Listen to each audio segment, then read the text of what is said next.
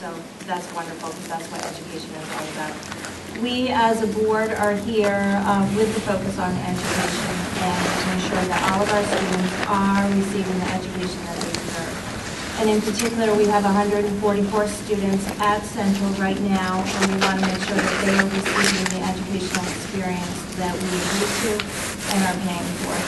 And also, thank you for all of our community members that are out there that came here, because we want to make sure that you are being reassured that we are doing the best that we can to make sure that children are being educated.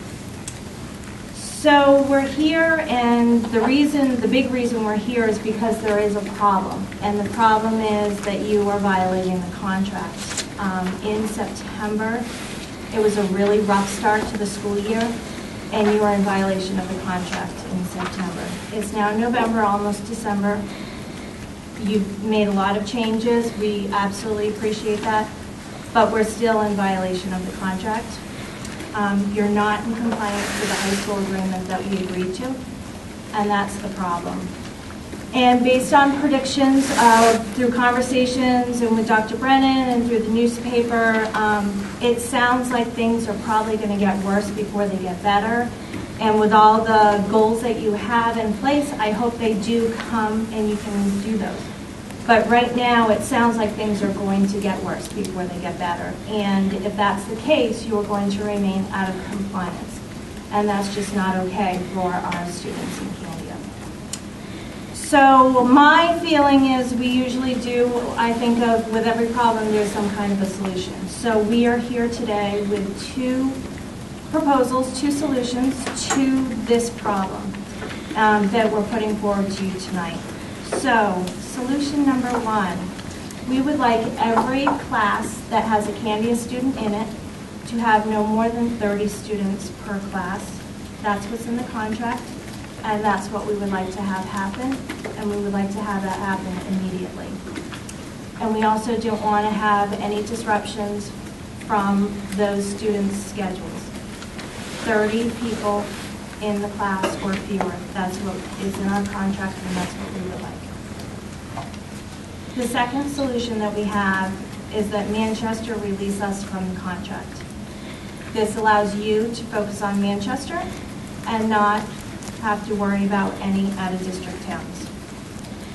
Right now, you're in violation of the contract. We have 144 students, and even if it's one student, you're violating the contract. We need to focus on our students in Candia. So at this point, we see only two solutions to the problem. We would like you to honor the contract or release us from the contract. We're all here tonight. We all know the issues that are happening. We would like to have some closure. We would like to find some kind of a solution tonight and at least start that conversation and figure out what to do. The problem is not going away. We need to do what's best for our Candia students and our community. We agreed to a contract, we pay for that, and we need to have Manchester honor it. Well, thank you for your comments, and again, I'd love to say that I can give you a solution tonight, but without Dr. Brennan here and having any idea of how many Candia students, classes that are over 30, I don't know if we're prepared to give you that answer this evening. The problem is, if it's one child, it's too many. That's what we're saying, is there's 144 students at Central. We have been very pleased with Central, but as you can see, we've never had this kind of meeting before, and it's because we've always been unable to honor the contract, and we absolutely appreciate that, but it's not happening anymore, and it needs to change. It's not fair. And we pay for this, and we have a contract with you. Any other comments? I think some of the comments that were made when we were in Hooksett, if memory serves me right, roughly 59 classes in Central that are over the 30. Last year there were 29 classes that had more than 40 students. So, as I said before, we can give you an answer on how many students from Candia, and I don't know if Dr. Littlefield has that answer or knows the answer. Dr. Brennan, I don't think anybody on this board is prepared to give you an answer on whether it's one student or whether it's all 144. I can't give you that answer. I don't know whether the classes that the Candia kids are in compliance or not. We just want to make sure all 144 students are in compliance, that they have 30 students. And if that can't happen, then we're serious that we may have to, talk to you about releasing us, because if these problems are continuing, we're a very small school, but we need to do what's right for our students.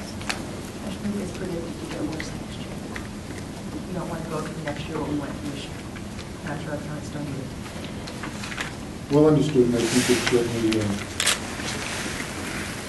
the situation that we're in has not been an easy one, and I think that, we've been talking about the fiscal cliff that we're facing because of the one-time funds that came in from Washington, and we've used them for wages and benefits. Not that that should be a problem of yours, but again, this year, the state has downshifted $2 million in retirement costs for the school district. I'm sure that Candia has the same impact, maybe not as large, but that impact's going to be coming forward as I saw with Hooksett.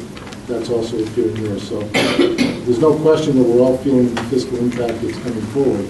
And I can only tell you that we're working as hard as we can to make sure that the transition in September will not be anything like what it was this year.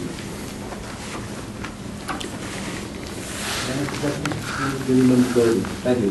Is that the only section of the contract that you feel we're violating, is the classroom size? Tonight, that's what we want to address, yes.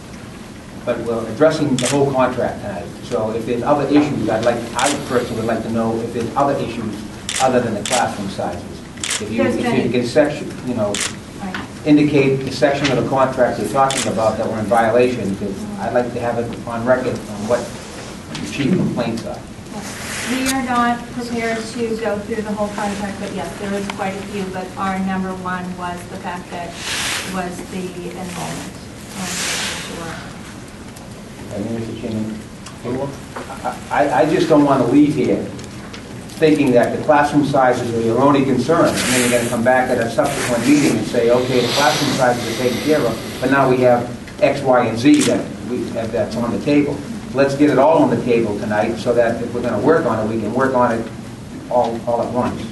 We had a contract that we agreed to back in 2003, and what the educational experience that our children received then through up till about 2009 was when there was starting to be some rumblings that our children were not receiving the experience that we had agreed to, the people who had agreed to that contract.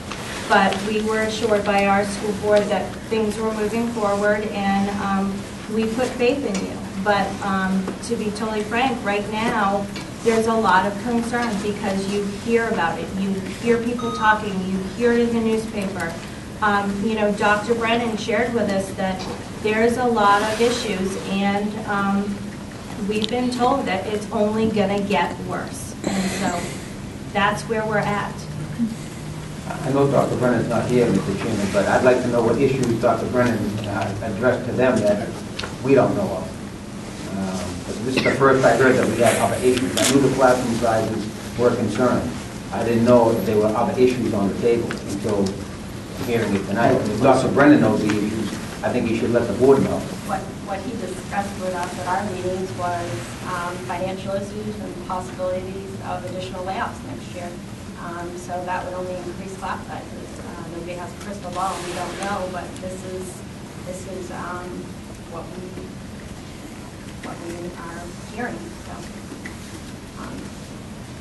Well, I think the only way we can resolve that situation is to have Dr. Whitfield and Dr. Brennan get together and find out, one, how many kids from Candia are in classes over 30, and what those are, and the other issues that the board is addressing, because you're right, I don't want to try and resolve one problem and then, we have another meeting 2 weeks later with 3 others. Just as soon try and resolve all the problems that are before the Candia School Board. And I think the only way to do that is to get the 2 superintendents together so that they can have a dialogue and bring to both boards what some of the resolutions could be or can't be, and how do we move forward? One of the major issues that in the contract, and the additional one, is communication. We do not get any of the reports that are outlined in our contract that we should be getting. We have to ask for everything. It takes a lot of time to get those. So what we were planning on doing is writing a letter to Manchester Boys School Committee after this meeting to address that specifically and request reports that we will expect to have on a monthly basis, because we're not getting reports. We get reports that have inaccurate information that might change the next, the next week, that decisions might have done a lot different had we had the accurate information in the first place.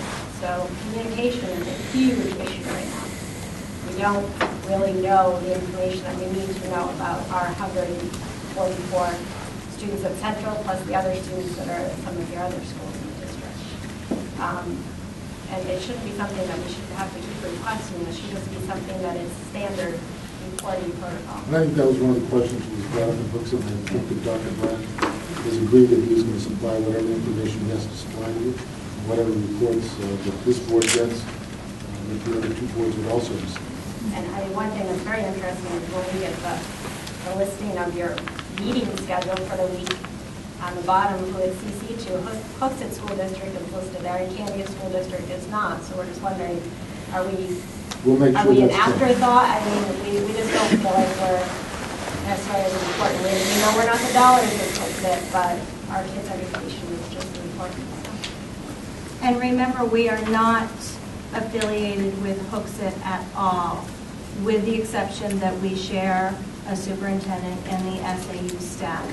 We are not affiliated at all with Hooksett.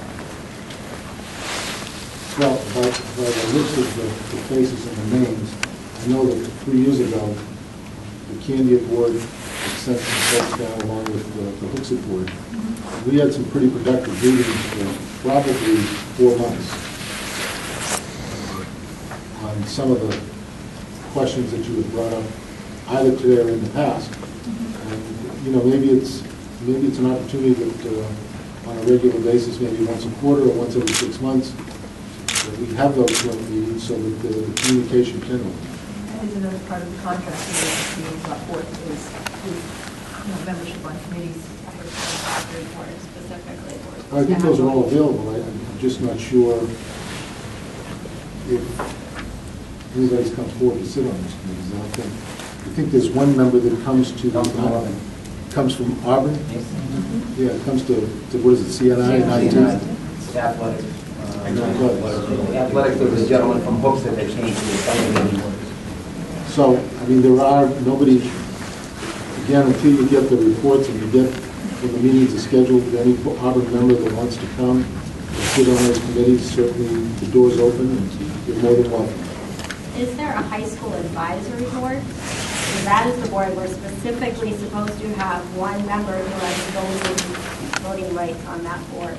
There's supposed to be a high school advisory board, and from what we hear, that is not an active committee or board, and it needs to become active again. That is part of our contract, that this should be happening. There are specific members outlined in our contract who should be on that board.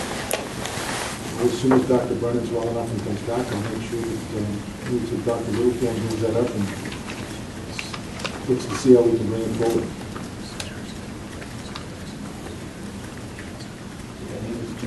Just a comment from Candia. I know Candia used to have people come to our CNI meeting and sometimes building and sites, athletics. Now, the gentleman that comes from Auburn, he's allowed to sit at the table with us, enter into the dialogue, make suggestions. The only thing when it comes to voting, he doesn't have a vote, but he's part of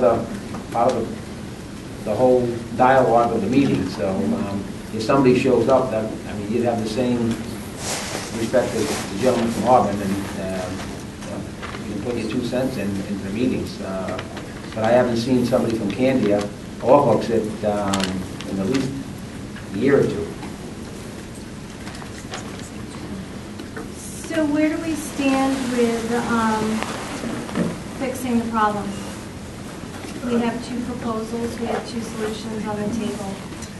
Is the Manchester willing to look at making immediate changes with fixing the class sizes immediately, or releasing us?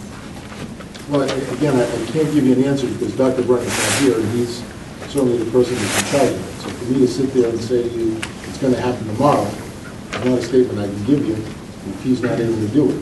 So I guess I leave it back to the point of Dr. Littlefield and Dr. Brennan having a conversation and coming back and reporting to both boards whether what can be done and what can't be. So if we do not, if Dr. Littlefield and Dr. Brennan get together and Dr. Brennan says, no, this just can't happen, is Manchester willing to release us from the contract? I think that's a discussion we should have after the discussions between Dr. Littlefield and Dr. Brennan come forward. Any member comment?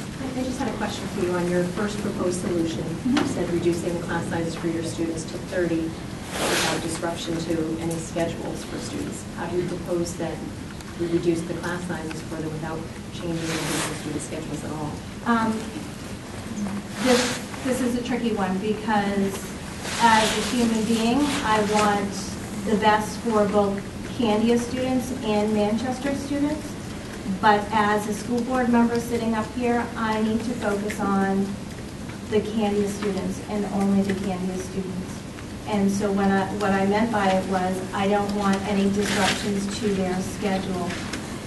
And it's up to Manchester to figure out what to do with their Manchester students. And no disrespect, but we have to focus on, this board has to focus on Candia.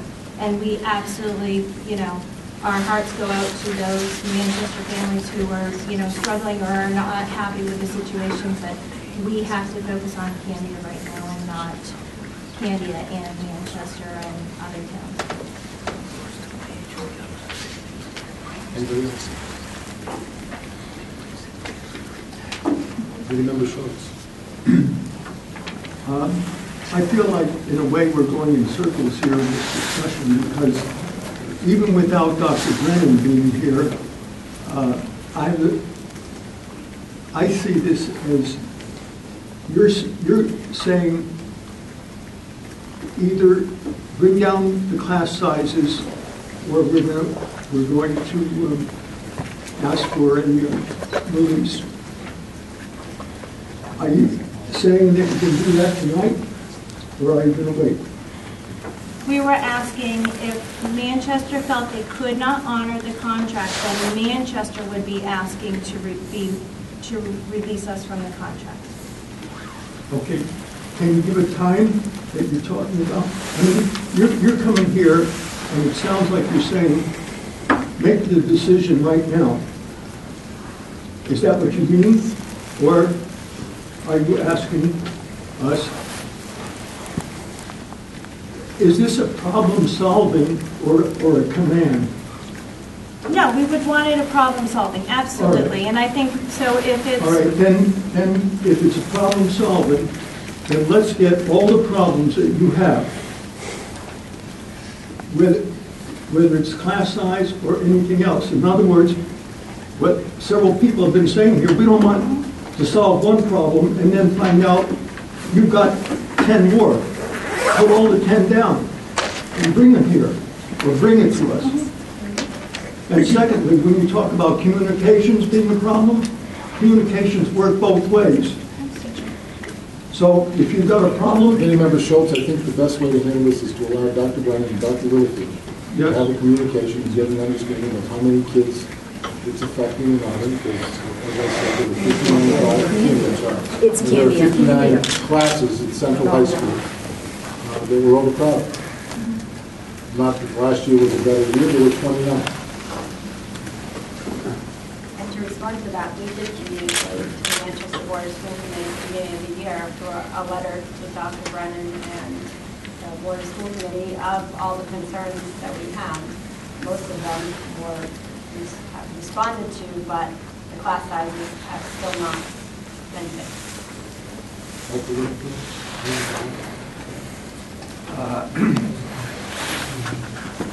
Yes and no. It's on. It's on. Yes and no.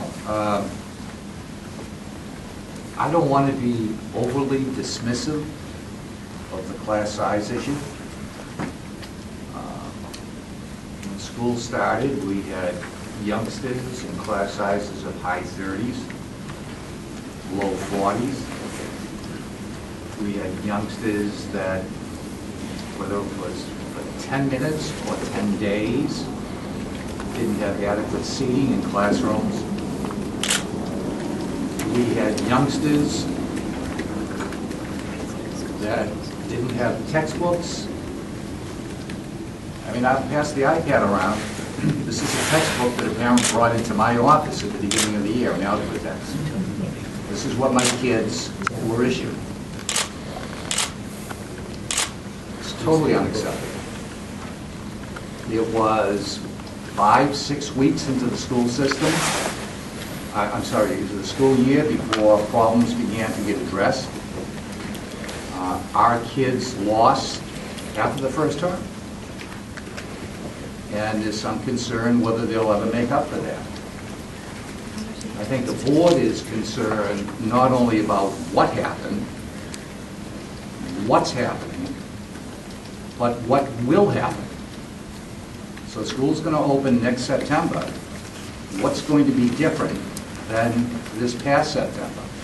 And the challenges you face are enormous. They really are.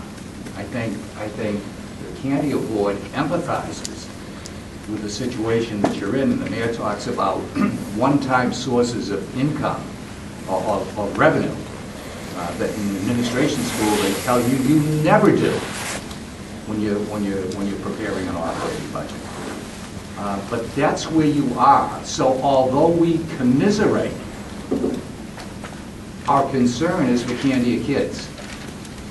So regardless of the challenges, I think the board is looking to be reassured that when school opens in September, there are going to be adequate staff across the district, that there are going to be supplies and materials, that if we're going to get into some high-tech learning, VLAC is really not a Manchester initiative. That's available to our youngsters today. We're doing VLACs at the Moore School in Candia. We have kids taking foreign language through VLACs. That's not a solution. The solution is adequate resources to make certain that our kids receive what we bargained for. And we're not getting that. And again, I don't want to come across as being uncaring or a little bit cocky about it, because I'm not.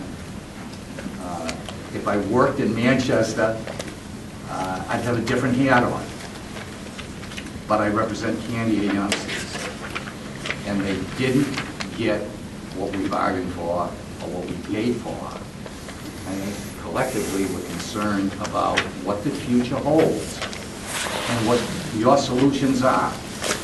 Like, where is that additional revenue coming from in the future? How's it going to be allocated? Without sticking our noses into your business, we have a budget of our own to try and sell. It's little compared to yours, but the process we go through is exactly the same. We have to worry about revenue. We have to worry about retirement. We have to worry about the cost shifting that's taking place in this state, from the feds to the state government and then to local government. But we need reassurance. We need reassurance that youngsters will have textbooks, the staff, and the opportunities that not only did we bargain for, but that we've become very used to. I think the history in the relationship between Candia and Central High School is a very positive one. And I think that it's with a little bit of sadness that the Candia community has found it necessary to really draw a line in the sand. I think it's only fair to both of us. If there isn't a solution to the problem, if there just isn't,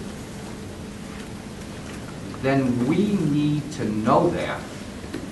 And I'm not sure what the timing is, but you know Candia kids are great kids, as are yours, as are Manchester kids. But they're highly desirable.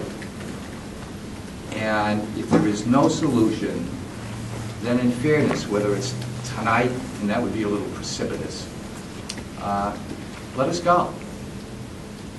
And we will pursue other avenues with a great deal of sadness.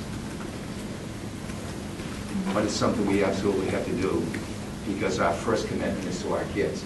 Nothing is more important than the 140 kids that we send here every day. And collectively, we're not doing well by them. And I take that responsibility very seriously. And I didn't know we all did. But I think the time has come where we have to put those solutions on the table. We're going to be able to do it or we're not. And if we're not, let's collectively decide what we're going to do. That's really all I have.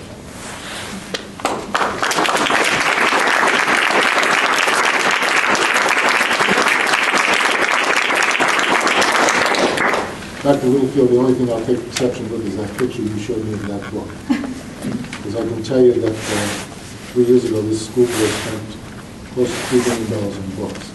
I'd like to know what classroom that was in and who the teacher was that didn't order books for their students. Because every teacher had the opportunity to order new books. That book doesn't look like it's 3 years old. That's not right. That's not true. Well, I'm just, to tell the truth, Mayor, I've had so many people coming in and out of my office, I don't remember who the that's fine, specific that's parent acceptable, and I was. certainly will talk to Dr. Brennan about it, because Right. when people want to say that every teacher wasn't offered the opportunity, they were. Which may be another issue, you know what I'm saying? Like, that may be the case, it may be an internal issue, or whether it's internal or external to the kid that had that book. I don't disagree with you. But I think that, again, as I would recommend to this board and the Candia board, that you and Dr. Brennan get together, get the facts on how many students from Candia are in those classes over 30, and what the other things are that they would like addressed, and bring it forward so that we can get, so we can make sure that we have discussions to solve problems and move forward. Do we need to set up a date now, or do we want to do that later? I would suggest that once we hear from Dr. Littlefield and Dr. Brennan on what they've come up with, that we set up another meeting. I have no problem with that. I don't want to put any deadlines on anything until the two superintendents speak, if we can.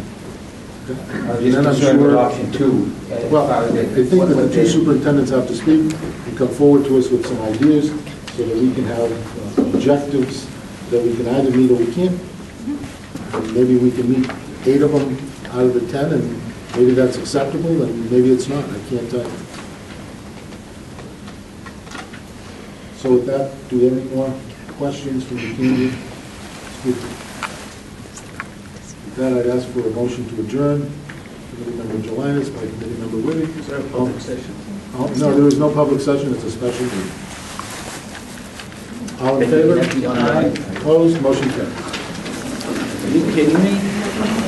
Mr. Mayor, excuse me, ladies and gentlemen, before you adjourn, is there a possibility of me having a public session? I think these people came here tonight in the expectation of being able to speak. Well, I can only tell you, Can the board make a decision based on a supermajority or something that they would override that decision and have it's been adjourned.